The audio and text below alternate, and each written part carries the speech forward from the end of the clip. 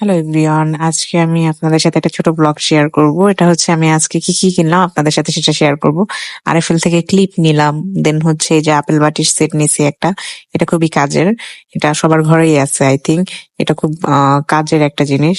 দেন নিছি হচ্ছে একটা টপারের রুটি ভাজার ফ্রাই প্যান। এটা জানি না কেমন কাজ করে, 850 টাকা নিচ্ছে এটা। দেন নিছি হচ্ছে একটা ফ্লোর ওয়াইপার। ওয়াশরুম ভিজা থাকলে আসলে ভালো লাগে না, এই ভিজাটা দূর করার জন্য আমি আসলে অনেকদিন ধরে একটা জিনিস খুঁজতেছিলাম, দেন ভাবলাম এটা নেই। এটা কিরকম কাজ করে অবশ্যই আপনাদের সাথে আমি শেয়ার করব। আর হচ্ছে একটা নিচে ঝুলঝাড়ু। এই ঝুলঝাড়ুটা আমি আগে ইউজ করছি, তো এটা আসলে এখন আরেকটা নিলাম। আর এই যে ছোট ছোট কিউট ফুলদানি গুলো, এগুলো আমার খুব পছন্দের জিনিস।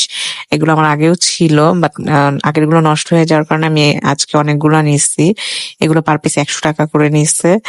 এগুলো দিয়ে ঘর ডেকোরেশন করলে খুব সুন্দর লাগে। আর এই পাতার ডিজাইনটা আমার কাছে সব থেকে বেশি ভালো লাগছে, বাট এটা একটা ছিল দেখে একটাই নিচ্ছি।